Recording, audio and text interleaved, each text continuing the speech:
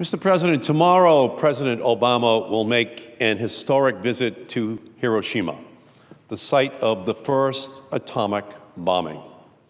He will become the first sitting president of the United States to do so. And I commend him for this long overdue presidential recognition.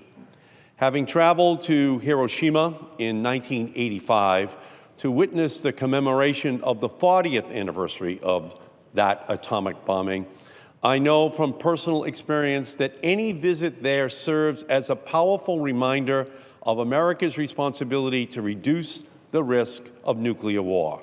That risk remains as real today as it was nearly 71 years ago when we dropped that bomb that killed 140,000 people in one day. In the last few decades, important progress has been made to reduce the threat of nuclear war. The United States and Russia have reduced the size of their nuclear arsenals, and the beginning of an additional change is going to happen in 2018 when both the United States and Russia will have no more than 1,550 deployed strategic warheads after implementation of the New START treaty. But that progress has come at a cost. In exchange for the support of Senate Republicans for passage of the New START treaty in 2010, President Obama promised to fund major upgrades to America's nuclear arsenal. Since then, the extent of these upgrades and their cost has swelled. Today, it is estimated that President Obama's nuclear modernization plan will end up costing U.S. taxpayers nearly $1 trillion over the next 30 years. However, this quote-unquote modernization plan is little more than a plan to expand America's capabilities, its nuclear capabilities. It would create new nuclear weapons, including a dangerous nuclear air-launched cruise missile that will cost tens of billions of dollars over the next 2 decades. Nuclear cruise missiles are of particular concern because they are difficult to distinguish from non-nuclear cruise missiles. As a consequence, if the United States used a conventional cruise missile in a conflict with Russia or China, it could lead to devastating miscalculation on the other side and, as a result, to accidental nuclear war. Worse still, the Defense Department has justified this new nuclear cruise missile by asserting that it is needed for purposes beyond deterrence. The Pentagon explains that the new nuclear cruise missile could be used to respond, quote, proportionately to a limited nuclear attack, meaning that this weapon, this nuclear weapon, becomes usable, more usable in a standoff with Russia or China or some other country. When President Obama visited Prague in 2009, he pledged to reduce the role of nuclear weapons in our national security. If the president wants to truly make good on this promise, I think it's important for him to stop these nuclear expansion efforts. He should cancel the funding for the new nuclear cruise missile, which would make the prospect of fighting a nuclear war more imaginable. In the meantime, Congress can and must act rather than plunging blindly ahead by spending money on this dangerous new weapon. We can call for a timeout while we evaluate its costs and for its risks. And that is why I have introduced an amendment to the National Defense Authorization Act that would delay any spending on the nuclear cruise missile for 1 year so that we can have the full debate on this weapon, so that we can ensure that we understand the consequences of building this new weapon, so that we can understand how the Russians and the Chinese might respond to it, so that each member of the Senate can understand that it in fact has nuclear war fighting capabilities. It's not just a defensive weapon. It has the ability to be used in a nuclear war fighting scenario. How do I know this? It's because this Pentagon, this Department of Defense, says that it is usable, says that it can be used in a limited nuclear war. Do we really want to be authorizing here in this Senate that kind of new weapon? That kind of weapon that makes fighting a nuclear war more imaginable. I think that Americans deserve an opportunity to consider whether tens of billions of dollars of their tax dollars should be spent on a redundant and destabilizing new nuclear missile. And they expect that we will ask the tough questions about the need for $1 trillion in new nuclear weapon spending, but they especially want us to ask questions about new weapons that the Pentagon is saying makes it possible to contemplate a limited nuclear war. That is a debate which this body needs to have. That's a weapon system that we should be discussing. This is the tip of the new $1 trillion nuclear modernization program, this new cruise missile with nuclear warheads. We should debate that first. We can examine the rest of the modernization program, the other new nuclear programs, but we should at least have that debate, that vote out here, and we should give ourselves at least 1 year before we allow it to commence so that we can study it. Then next year, we can have the vote on whether or not we want to commence. But I don't think we, as yet, have had the debate, have a full understanding of what the implications of this weapon are.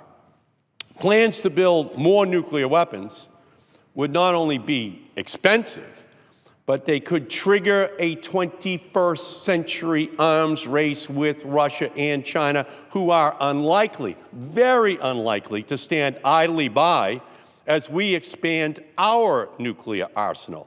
The result would be a tragic return to the days of the Cold War, when both sides built up ever greater stockpiles of nuclear weapons. As we got closer and closer to the contemplation that both sides could actually consider fighting a nuclear war.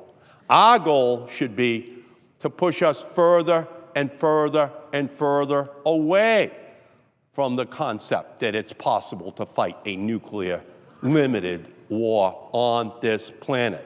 The National Defense Authorization Act also contains another misguided provision that would lay the groundwork for a spiraling nuclear weapons buildup. Currently, our policy, the United States policy, states that we will pursue a, quote, limited missile defense. Limited.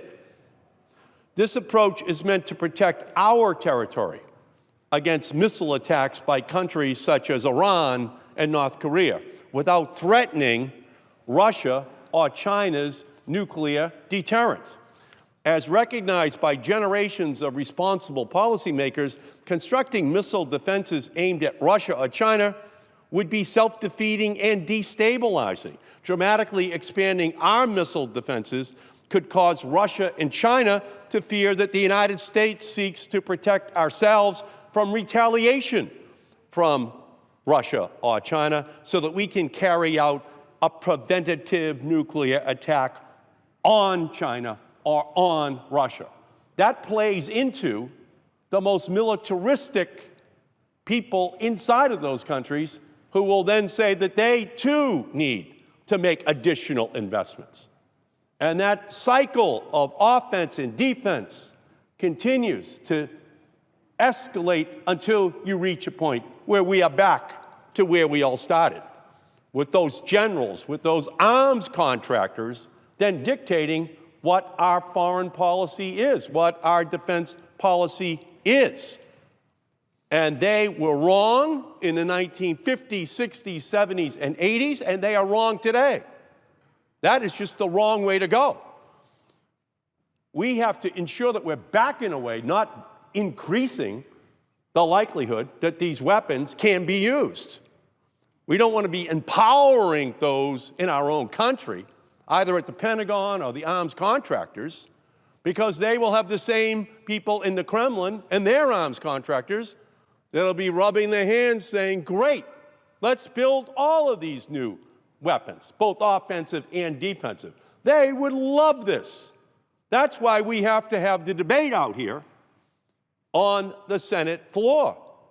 This generation of Americans deserves to know what its government is planning in terms of nuclear warfighting strategy.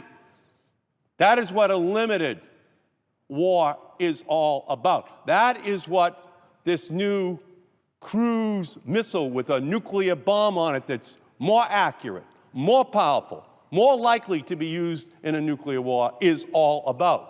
That's why the Pentagon wants it. That's why the arms contractors want to make it. But it's just a return to the earlier era where every one of these new nuclear weapon systems that had blueprints and were on the table over at the Pentagon or over on the defense contractors got the green light. Build it. And what happened every single time is the Soviet Union said, we're building the exact same counterpart system. Was that making the world more or less safe? Was that bringing us closer or further away from a nuclear war? Which was the correct direction for our country to be headed? Well, thank God we began to talk at Reykjavik, President Reagan and President Gorbachev. Thank God we now have a New START treaty. But as part of the New START treaty, there was a Faustian deal. And that Faustian deal was that we're going to build a new generation of usable warfighting nuclear weapons in our own country. And that Faustian deal is one that will then be lived with this next generation of Americans and citizens of this planet. So we need to ensure that we can have this debate. The fears that I think are going to be engendered into the minds of those in China and Russia would result in a new dangerous nuclear competition that would have our new defenses be responded to by them building new additional nuclear weapons and by putting them on high alert, because you would have to put them on high alert if you were in Russia or China, if you thought that we had a defensive system that could knock them down, if our planning included attacking them. And we don't want either country to be on high alert for a nuclear war. You don't want that.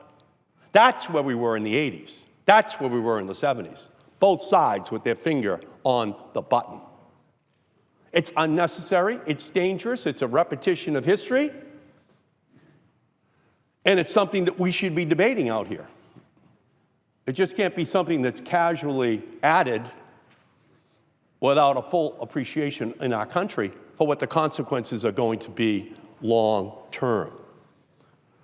So we've got an incredible opportunity. It's timely. The president is visiting Hiroshima. It should weigh on the consciences of every one of us that we have a responsibility to make sure that we are reducing and not increasing the likelihood of nuclear war occurring. So I have filed an amendment to strike the provision from the NDAA. I urge all of my colleagues to support it. I think that that second amendment is also one that deserves a full debate out here on the Senate floor. If we want other countries to reduce their nuclear arsenals and restrain their nuclear war plans, the United States must take the lead instead of wasting billions of dollars on dangerous new nuclear weapons that do nothing to keep our nation safe. President Obama should scale back his nuclear weapons buildup. Instead of provoking Russia and China with expanding missile defenses that will ultimately fail, we should work towards a new arms control agreement. As President Obama said in Prague in 2009, let us honor our past by reaching for a better future. The lesson of the past and the lesson of Hiroshima is clear. Nuclear weapons must never be used again on this planet. President Obama did an excellent job in reaching a nuclear arms control agreement with Iran. That was important, because if Iran was right now on its way to the development of a nuclear weapon, there's no question that Saudi Arabia and other countries in that region would also be pursuing a nuclear weapon. And we would then have a world where people were not listening to each other. People were threatening each other with annihilation, with total destruction. And here's where we are. We're either going to live together or we're going to die together. We're either going to know each other or we're going to exterminate each other. The final choice that we all have, if that point in the future is reached and those missiles are starting to be launched that have nuclear warheads on board, the least that we should be able to say is that we tried. We really tried to avoid that day. That's our challenge here on the Senate floor, to have this debate, to give ourselves the next year to have this question raised as to whether or not we want to engage in a Cold War-like escalation of new offensive and new defensive nuclear weapons to be constructed in our country. For sure, then triggering the same response in Russia and China. And by the way, for sure saying to Pakistan, to India, to Iran, to Saudi Arabia, to any other country that harbors their own secret military desire to have these weapons, that they should not listen to the United States because we are preaching temperance, nuclear temperance from a bar stool.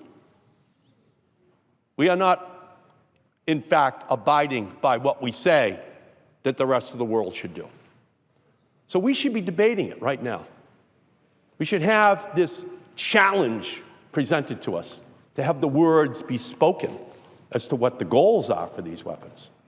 If the Defense Department says to us this year that this leads to a capacity to use nuclear weapons in a limited nuclear war, and they're saying that to us in the last 6 months, do we really want to have these weapons then constructed in our country? Is that really what we want to have as our legacy?